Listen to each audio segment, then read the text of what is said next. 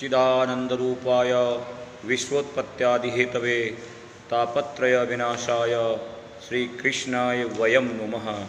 भगवान श्री राधा गोविंद के चरणारविंदों में प्रणाम करता हुआ कल कार्तिक कृष्ण एकादशी का व्रत उपवास है। वैसे तो एकादशी आज दिनांक 27 अक्टूबर 2024 रविवार को ही थी, लेकिन एकादशी के करने के जो नियम हैं उस नियम के अनुसार इसका जो व्रत उपवास है वो 28 अक्टूबर 2024 सोमवार को होगा। कल सभी भक्त बड़े उत्साह के साथ एवं विधि विधान के साथ इस व्रत को करें। इस व्रत को करने का एक महत्व और मिलता है कि इस व्रत में आस्था रख करके करना चाहिए। इस व्रत को अनास्तिक होकर के या नास्तिक होकर के करने से इसका पूर्ण फल प्राप्त नहीं होता है। पूर्ण फल जब ही प्राप्त होता है जब आप आस्तिक होकर के श्रद्धावान होकर के इस व्रत को करते हैं। इसकी कथा इस प्रकार मिलती है कि महाराज युधिष्ठिर जो हैं भगवान श्री मधुसूदन परमात्मा श्री कृष्ण से कहते हैं कि हे केशव, हे माधव, कार्तिक कृष्णा एकादशी का क्या नाम है और इसको कैसे करना चाहिए, ये मेरे को विधि विधान से आप बताइए।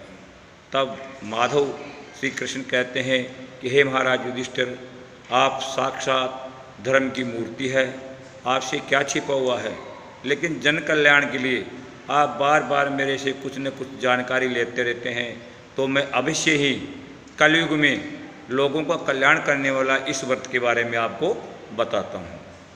भगवान श्री कृष्ण कहते हैं कि हे महाराज युधिष्ठिर, पूर्व काल में सतयुग में एक मुचकुंद नाम के राजा थे और वो बड़े ही प्रतापी, तेजस्वी एवं धर्म को पालन करते हुए अपना जीवन जीते थे।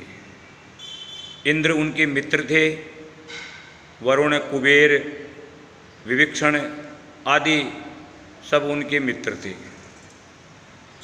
और जो मुचकुंद थे उनके एक कन्या हुई जिसका नाम था चंद्रभागा। चंद्रभागा बड़ी हुई, सयानी हुई, तो महाराज मुचकुंद ने अपनी बेटी का विवाह चंद्रसेन के पुत्र शोभन के साथ कर दिया। शोभन एक बार महाराज मुचकुंद के यहाँ आए हुए थे, यानी अपने ससुराल में आए हुए थे। महाराज मुचकुंद के जो नगर था उसका यह नियम था कि इस नगर के सभी प्राणी, यहाँ तक कि पशु पक्षी भी एकादशी के रोज़ अन्न ग्रहण नहीं करते थे और सब एकादशी का उपवास करते थे। मनुष्य मात्र की तो कहना ही क्या। महाराज मुचकुंद ने पहले रोज़ दशमी के रोज़ ही नगर में ढोल पिटवा कर ये आदेश करवा दिया करते थे कि कल एकादशी का उपवास रहेगा, कोई अन्न ग्रहण नहीं करेगा। जब इस प्रकार का पता शोभन को लगा, जो मुचकुंद के जवाई थे, उनको बड़ा कष्ट हुआ, क्योंकि उन्होंने कभी कोई व्रत उपवास नहीं किया और वो कृशकाय थे, यानी अष्टपुष्ट नहीं थे। तो वो अपनी पत्नी चंद्रभागा से कहने लगे कि हे प्रिय, अगर कल मैं व्रत उपवास करता हूँ एकादशी का तो शायद मैं बच नहीं पाऊँगा, मेरे प्राण चले जाएंगे। चंद्रभागा भी कहती है कि स्वामी, अगर आपको व्रत उपवास नहीं करना है तो पिता के राज्य को छोड़कर आप कहीं अन्य स्थान पर चले जावे।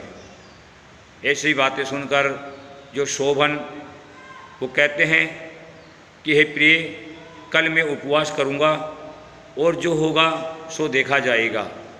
इस प्रकार हिम्मत करके शोभन वहीं रुक जाते हैं और एकादशी का उपवास करते हैं। एकादशी का उपवास कर रहे हैं, लेकिन इस व्रत में उनकी आस्था नहीं है। एक दबाव में आने के कारण उन्होंने ये एकादशी का व्रत उपवास किया और पूरा दिन निकल गया बड़े कष्ट के साथ। जो ही रात्रि हुई तो समस्त व्रत करने वाले, उपवास करने वाले वैष्णवों को बड़ा हर्ष हुआ, क्योंकि रात्रि में भगवत जागरण का, भगवत नाम स्मरण का बड़ा महत्व है। सभी लोग भगवत नाम स्मरण के लिए तैयार हो गए, लेकिन जो शोभन थे वो बड़े कष्ट भोग रहे थे, पीड़ित हो रहे थे, और वो चाह रहे थे कि शीघ्र रात निकले और कब मैं भोजन ग्रहण करूं। ऐसे करते करते रात्रि में ही जो शोभन राजा मुचकुंद के जवाई थे उनका प्राणांत हो गया, भूख और प्यास से तड़पते हुए। राजा मुचकुंद को जब ये पता लगा तो उन्होंने बड़े दिव्य जो सुगंधित लकड़ियाँ थी उनके द्वारा उसका दाह संस्कार कर दिया और अपनी बेटी को अग्नि में जलने से रोक लिया कि हे बेटी, आपको इस मर्तात्मा के साथ अपने प्राण नहीं त्यागने चाहिए। इस प्रकार बेटी को समझाकर जवाई का दाह संस्कार करके राजा मुचकुंद भगवान का स्मरण करते हैं, और कुछ समय व्यतीत होने पर उसी नगर के जो ब्राह्मण थे सोम शर्मा, वो यात्रा के लिए उत्तराखंड में जाते हैं मंदराचल पर्वत पर। नाना प्रकार के मंदिरों के दर्शन करते हुए, तीर्थों के दर्शन करते हुए एक घने जंगल में जा पहुंचते हैं, और वहां जा कर के वो देखते हैं कि जो राजा मुचकुंद के जवाई हैं वो शोभन नाम के जो जवाई थे वो बड़े ही अजय राज्य को प्राप्त करके जो बड़ा ही सुंदर था, यानी देखने में वो एक इंद्र की नगरी के समान दिखाई दे रहा था। नाना प्रकार की मणियों से जटित एवं स्वर्ण से मंडित कलश लगे हुए थे। ऐसे नगर को देख करके और उसी नगर में शोभन को देख करके सोम शर्मा बड़े अचंभित रहे। उन्होंने सोचा कि ये तो महाराज मुचकुंद के जवाई शोभन हैं, ये यहाँ पर कैसे हो सकते हैं, इनका तो देहांत हो गया था। इस प्रकार विचार करके वो शोभन के पास पहुँचते हैं और उनको देख करके शोभन भी उनको जान जाते हैं। अपने आसन से उठ करके उनको प्रणाम करते हैं दंडवत, और कहते हैं कि हे महाराज, हे ब्राह्मण देव, आपका किस प्रकार आगमन हुआ, और हमारे ससुराल के अंदर महाराज मुचकुंद एवं उनकी धर्मपत्नी सकुशल तो है। इस प्रकार जब कुशलता के हाल पहुँचने पर महाराज जो सोम शर्मा थे उन्होंने कहा कि हे शोभन, ये कैसे हो सकता है, आपका तो देहावसान हो गया था, आपका अंतिम संस्कार में मैं था, फिर आप ऐसे कैसे जीवित रह सकते हैं।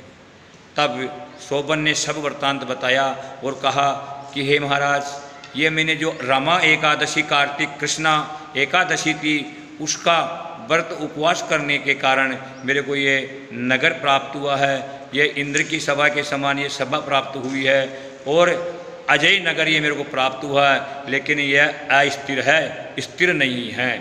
कि स्थिर क्यों नहीं है? जब ऐसा सब कुछ मिल गया आपको तो फिर स्थिर क्यों नहीं है?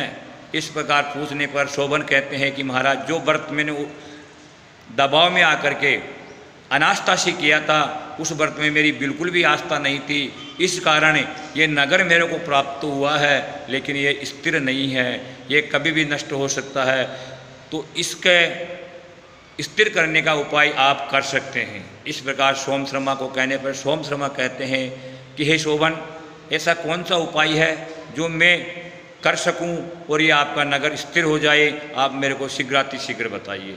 इस प्रकार कहने पर शोभन जो राजा मुचकुंद के जवाई थे उन्होंने कहा कि महाराज, मुचकुंद की जो पुत्री और मेरी धर्म पत्नी जो है उसको अगर आप यहाँ लेकर के आते हैं और उनके प्रभाव, पुण्य का प्रभाव मेरे को दिलाते हैं, उनका जो किया हुआ पुण्य है वो मेरे को आप अर्पण कराते हैं, तो ये नगर स्थिर हो जाएगा।